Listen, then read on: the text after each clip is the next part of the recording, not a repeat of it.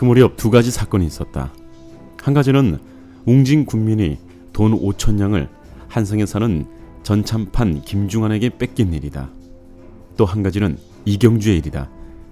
그는 본적이 평안도 영육군 사람으로 직업은 의사인데 황해도 해주부에 와 살면서 본시 천인이요 부자였던 유수길의 딸과 결혼하여 몇 년 동안 같이 지내는 동안 딸 하나를 낳았다. 수길은 이 씨에게 집과 전답과 재산과 노비들을 많이 나눠주었다. 그때 해주부 지방 대병영 위관 한원교라는 자가 이 씨가 상경한 틈을 타서 그 아내를 꿰어내어 간통하고 수교를 위협하여 그 집과 세간살이를 빼앗은 뒤에 그 집에 버젓이 살고 있었다. 그때 이 씨가 그 소문을 듣고 한성으로부터 본가로 돌아왔다. 그러나 한가가 병정을 시켜 이 씨를 구타하여 내어 쫓으니 머리가 깨어지고 유혈이 낭자하여 눈으로 차마 보기 어려웠다. 그러나 이경주는 타양에서 외로운 처지라 형세를 어찌할 길이 없었다. 겨우 도망하여 목숨을 부지한 뒤에 곧 상경하여 육군 법원에 호소하고 한가와 더불어 재판 7, 8차례나 했다. 그렇지만 한원교는 벼슬만 면직되었을 뿐 이 씨는 아내와 가산을 되찾지 못했다. 그것은 한가가 세력이 있었기 때문이었다. 게다가 한가는 그 여인과 함께 가산을 거두어 가지고 상경하여 살고 있었다. 그때 옹진 군민이나 이 씨가 모두 교회에 다니던 사람들이라 내가 대표로 뽑혀 두 사람들과 함께 상경하여 두 가지 일에 관여하게 되었다. 먼저 김중환을 찾아가 보았더니 귀한 손님들이 한방 가득히 앉았는데 주인과 서로 인사하고 성명을 통한 뒤에 자리를 잡고 앉았다. 김중환이 먼저 물었다. 무슨 일로 찾아왔는가? 나는 본시 시골에 사는 어리석은 백성이라 세상 규칙이나 법률을 잘 모르므로 문의하러 찾아왔습니다. 무슨 일을 물으러 왔는가? 만일 한성에 있는 한 대관이 시골 백성의 재산 몇천 냥을 억지로 뺏고 돌려주지 않는다면 그것은 무슨 법률로 다스릴 수가 있습니까? 김은 잠자코 한참 있다가 말하였다. 그것이 내게 관계된 일은 아닌지? 그렇습니다. 공께서는 무슨 연고로 옹진 군민의 재산 5천냥을 억지로 뺏고는 갚아주지 않는 것입니까? 나는 지금은 돈이 없어 갚지 못하겠고 뒷날 갚도록 할 생각일세. 그럴 수 없습니다.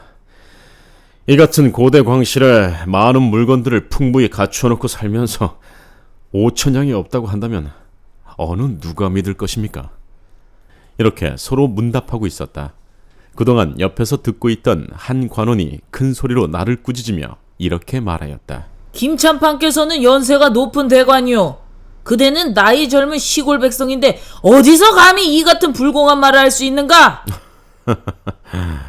공은 누구시오? 네, 성명은 정명섭, 한성부 재판소 검사관일세. 공은 옛글을 읽지 못했소? 예로부터 지금까지 어진 임금과 훌륭한 재상은 백성을 하늘처럼 알았고 어두운 임금과 탐관들은 백성을 밥처럼 알았어. 그러기 때문에 백성이 부하면 나라가 부하고 백성이 약하면 나라가 약해지는 것이요. 이처럼 어지러운 시대에 공들은 국가를 보필하는 신하로서 임금의 거룩한 뜻을 받들지 못하고 이같이 백성을 학대하니 어찌 국가의 앞길이 통탄스럽지 아니하겠소. 하물며 지금 이 방은 재판소가 아니오. 공이 만일 5천냥을 돌려줄 의무가 있다면 나와 같이 이야기해 봅시다. 그랬더니 정가가 아무 대꾸도 하지 못하였다. 두 분이 서로 힐난할 것이 없네. 내가 며칠 뒤에 5천냥을 갚아주겠으니 그대는 너그러이 용서하게. 이렇게 말하며 김중환이 4-5번이나 애걸하는 형편이므로 어쩔 수 없이 날짜를 한정하고 물러나왔다. 그때 이경주가 한원교의 주소를 알아내어 상의하였다. 한가한 세력가이므로 법관에서 부르면 무슨 핑계를 대고 도망가기 때문에 잡아다가 공판을 할 수 없을 것이요. 그러므로 우리들이 먼저 가서 한가 부처를 잡은 뒤에 같은 법정으로 가서 공판을 받도록 합시다. 그리고 이 씨가 동지 몇 사람과 함께 한가의 집으로 가서 뒤져보았다. 그러나 한가 부처가 미리 눈치를 채고 피해버렸기 때문에 잡아내지 못하고 그냥 돌아왔다. 그런데 한가는 도리어 한성부에다가 무고로 고소하였다. 이경주가 본인의 집에 와서 안뜰에까지 들어와 늙은 어머님을 구타하였습니다. 그래서 한성부에서는 이경주를 잡아가서 검사 있는 자리에서 증인이 있냐고 묻자 이 씨는 내 이름을 대어 나도 역시 붙들려가서 문초를 받게 되었다. 그런데 검찰서에 이르러 보니 검사관이 바로 정명섭이었다. 정 씨가 나를 보자 얼굴에 성난 기색이 역력하게 나타났다.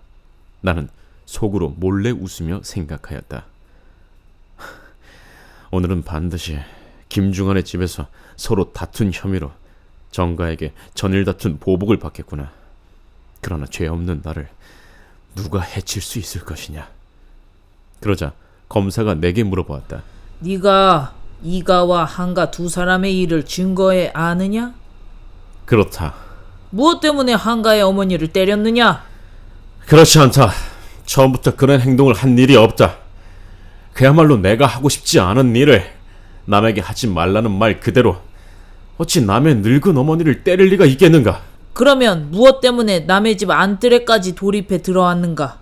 나는 본디 남의 집 안뜰에 들어간 일이 없다. 다만 이경주의 집 안뜰에 출입한 일은 있다. 어째서 이경주의 집 안뜰이라 하는가? 그 집은 이경주의 돈으로 산 집이요. 방 안에 있는 살림서리도 모두 이경주가 전일 가지고 쓰던 것이요. 노비들도 역시 이경주가 부리던 노비요. 그 아내도 바로 이경주가 사랑하던 아내이니 그것이 이경주의 집이 아니고 누구 집이겠는가? 검사는 묵묵히 말이 없었다. 그러자 문득 보니 한원교가 내 앞에 서 있기에 급히 한가를 불러 말하였다. 한가야, 너는 내 말을 들어보아라. 무릇 군인이란 국가의 중대한 임무를 맡고 있는 사람이다. 그래서 충의의 마음을 배양하여 외적을 방어하고 강토를 지키며 백성을 보호하는 것이 당당한 군인의 직분인 것이다. 그런데 너는 하물며 위관이 되어 어진 백성의 아내를 강제로 뺏고 재산을 토색질하며 그 세력만 믿고서 꺼리는 바가 없으니 만일 한성에 너 같은 도둑놈이 많이 산다면 다만 한성놈들만이 자식 낳고 손자 낳고 집을 보존하고 생업에 전념할 따름이요. 저 시골 약한 백성들은 그 아내, 그 재산을 모두 한성놈들한테 뺏기고 말 것 아니냐. 세상에 어찌 백성 없는 나라가 있느냐. 너 같은 한성놈은 10,000번 죽어도 아깝지 않다. 그런데 미처 말이 끝나기도 전에 검사가 책상을 치면서 큰 소리로 꾸짖으며 말하는 것이었다. 이놈! 한성놈들 하는데 한성이 어떤 이가 사는 곳이기에 네가 감히 그런 말을 하는 것이냐? 공은 무엇 때문에 그렇게 화를 내시오? 내가 말한 것은 한원교를 두고 너 같은 도둑놈이 한성에 많이 있다면 다만 한성놈들만이 생명을 보존할 것이요. 시골 백성은 모두 죽을 것이라고 한 말이다. 만일 한가 같은 놈이라면 당연히 그 욕을 받아야 하겠지만 한가같이 아는 사람이야 무슨 상관이 있을 것인가? 공이 잘못 듣고 오해한 것이다. 네 말이 그릇된 것을 꾸며내는 말이다. 그렇지 않다. 좋은 말로 그릇된 것을 꾸며댈 수도 있지만은 아무런들 물을 가리켜 불이라 한들 누가 그것을 믿을 것인가? 그랬더니 검사도 대답하지 못했다. 그리고는 하인을 시켜 이경주를 감옥에 가둔 뒤에 말하였다. 너도 잡아 가두겠다. 어째서 나를 가둔다는 말인가? 내가 오늘 여기 온 것은 다만 증인으로 불려온 것이지 피고로 붙들려 온 것이 아니다. 더구나 천만 조항의 법률이 있다고 해도 죄 없는 사람 잡아 가두라는 법은 없을 것이요. 또 비록 감옥이 100,000칸이나 있다 해도 죄 없는 사람을 가두는 감옥은 없을 것이다. 오늘과 같은 문명시대를 맞이하여 그대가 어찌 감히 사사로이 야만의 법률을 쓸 수 있는가? 말을 마치고 활발하게 앞을 향해서 문 밖으로 나와 여관으로 돌아왔다. 검사도 아무런 이야기가 없었다.